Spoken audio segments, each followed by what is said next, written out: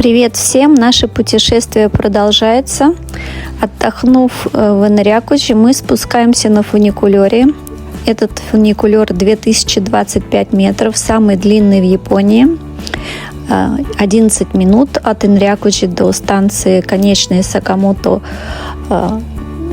Хиэзан Сакамото. И вот мы спустились и идем на станцию поезда и поедем к озеру Бива, в порт, к самому большому сердцу страны, озеру Бива. Оно самое большое озеро в Японии. И вот посмотрите, ресторан Собы гречневой лапши, и сколько здесь стоит людей. Очень популярный ресторан. И тут было очень много тоже ресторанов, везде были очереди. Кухня здесь тоже вкусная. Итак, мы заранее забронировали билеты на круиз Мичиган. И это было правильным решением, потому что было очень много народу. Это Golden Week, майские праздники. Стоило где-то взрослый билет 3800 йен и детский 1900. Вот. Желающих на плавание было очень много. Погода немножко стала пасмурной. Вот мы приехали, и сначала мы пошли обедать, но потому что мы очень спешили, я забыла заснять наш обед. Вот, но мы успели. У нас круиз был на 3 часа дня, то есть я забронировала еще за несколько недель, за 3 недели, и нам надо было обязательно успеть прийти к этим 3 часам. Вот, в общем, везде мы успели, но я не успела сфотографировать, записать наш обед. Вот.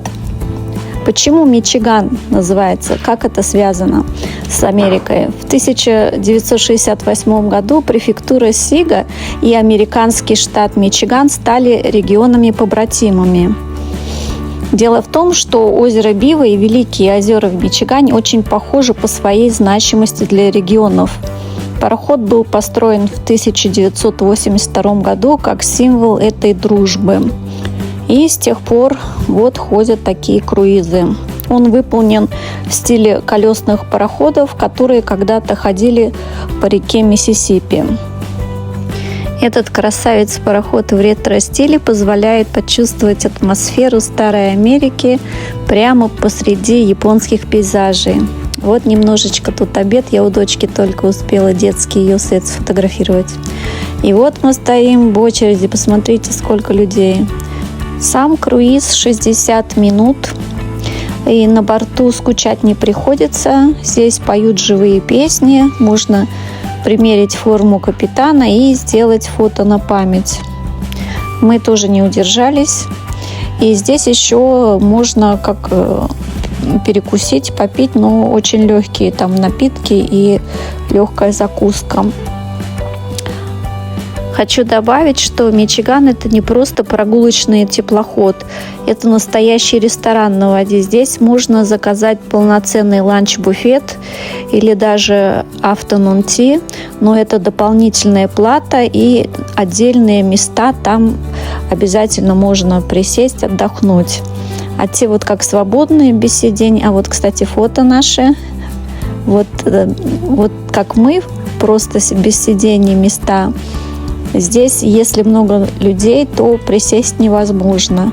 А те вот, которые, где ланч-буфет и afternoon tea, там немного дороже, но там вот вы можете спокойно сидеть. Мои дети не любят afternoon tea, а я не люблю ланч-буфет. То есть там вот этот шведский стол, сколько хочешь, столько ешь, я не очень люблю.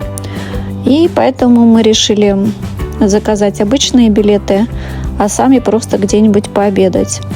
Но все равно, если вы хотите спокойный отдых, хотя в будние дни и не в праздники, здесь более-менее свободно, и даже вот на простые места, вот как мы, есть можно посидеть, отдохнуть или послушать этот ихний музыкальный театр.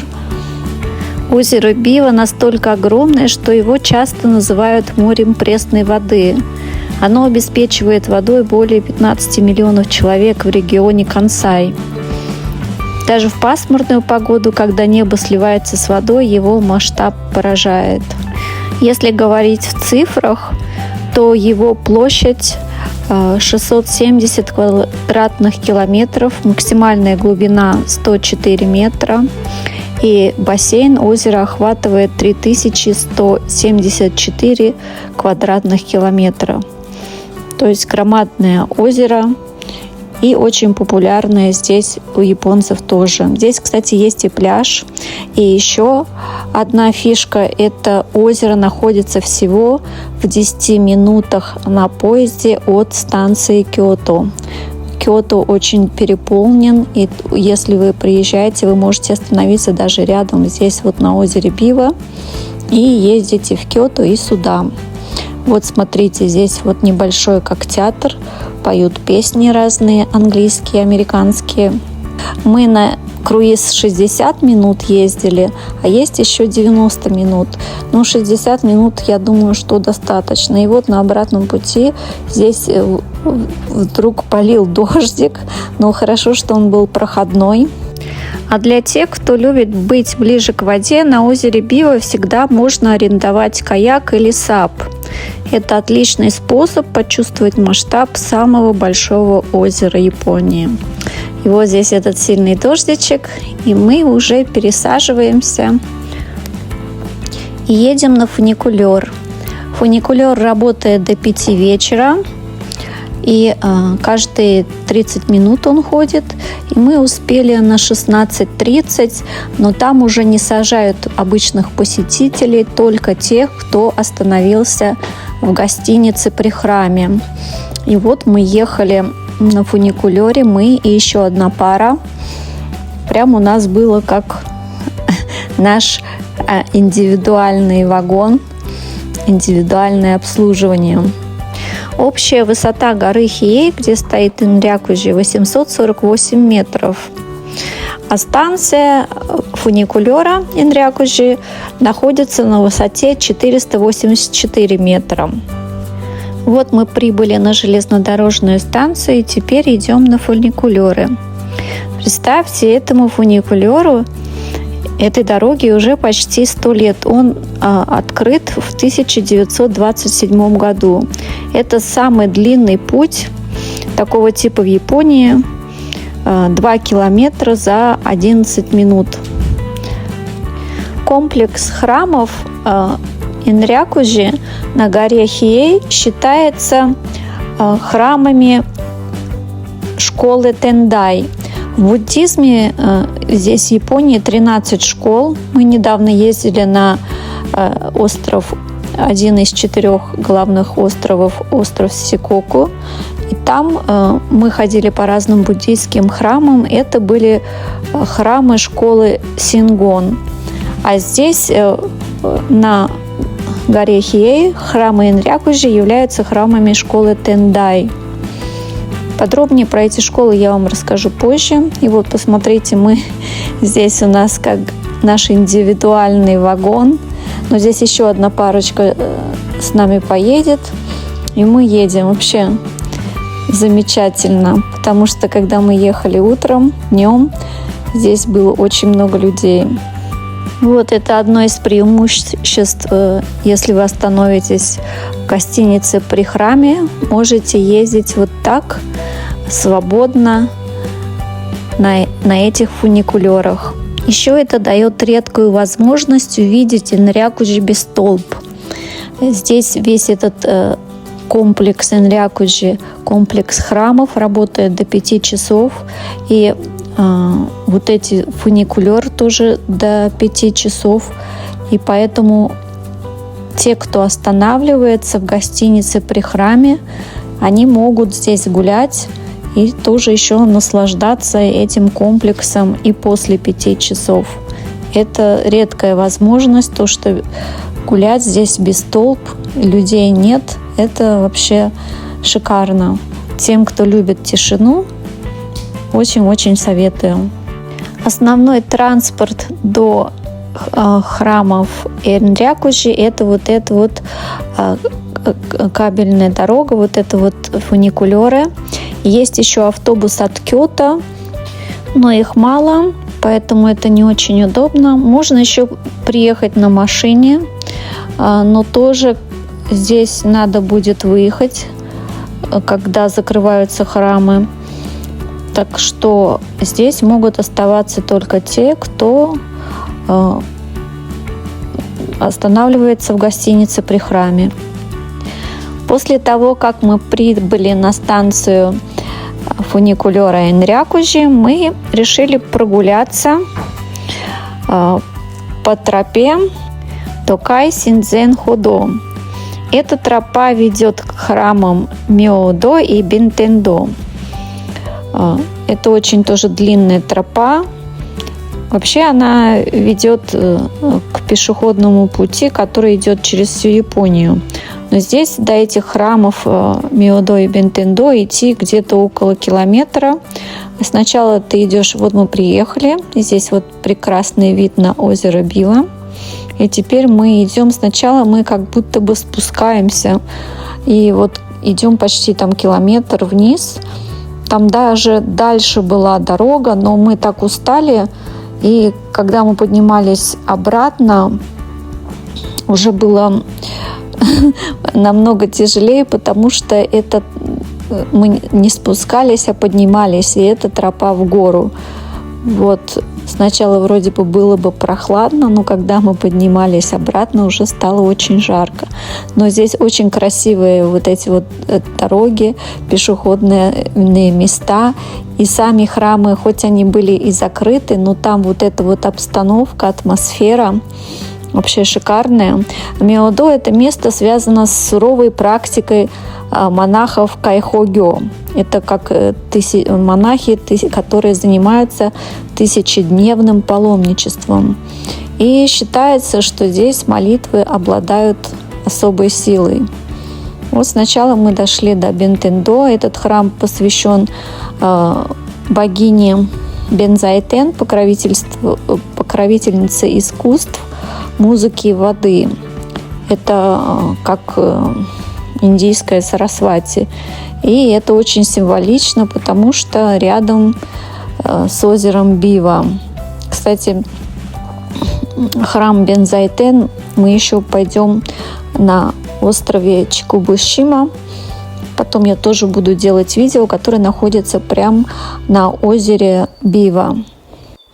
Добавлю про храм Мёдо. Этот храм посвящен Фудо Мё, непоколебимому защитнику.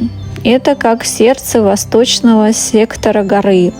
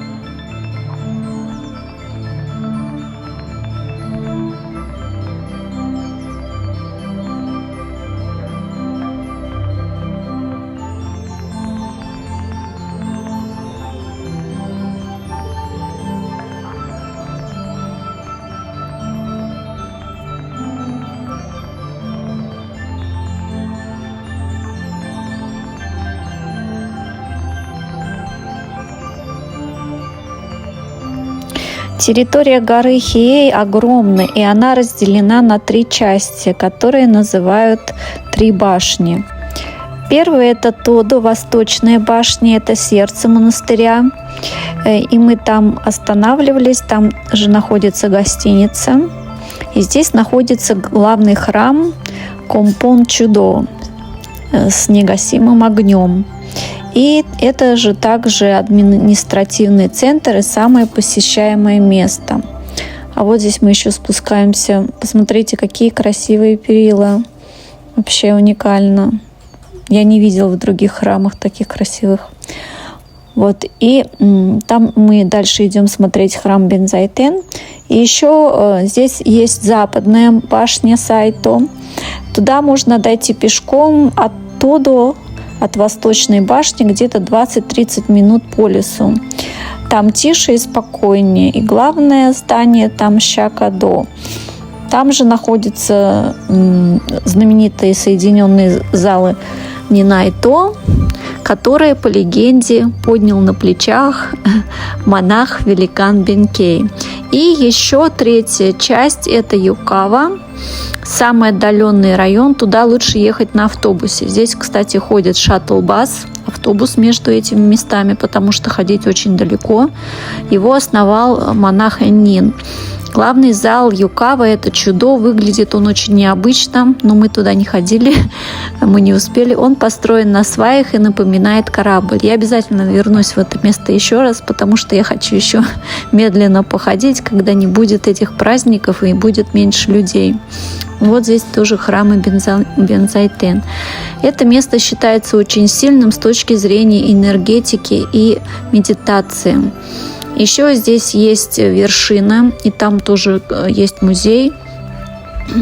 В общем, очень большая территория. Даже здесь ходит шаттл-бас, автобус между ними.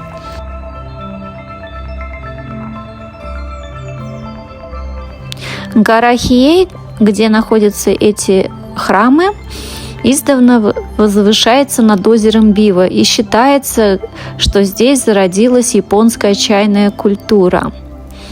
Говорят, что первые семена чая были посажены на восточном склоне горы в 805 году, когда знаменитый монах Сайчо, который вообще все основал здесь, я вам потом про него буду рассказывать, когда он вернулся из Китая. Этот чай, охраняемый в чайном саду Хиёши, считается старейшим в Японии. И здесь можно купить в сувенир этот чай и еще сладости японские на основе этого чая. А знаете, почему построили этот комплекс Энрякуджи именно здесь? Согласно японской геомантии, северо-восток считается направлением Кимон, врата демона, откуда в город проникает зло. Энрякуджи был построен на северо-востоке от Кёто как духовный щит, чтобы защищать императора и столицу от злых сил. На этом мое видео подходит к концу. Я ставлю влоги каждую неделю. Кому интересно, присоединяйтесь. Я уже готовлю продолжение этого видео про главную восточную часть храмов, гостиницу и веганскую кухню.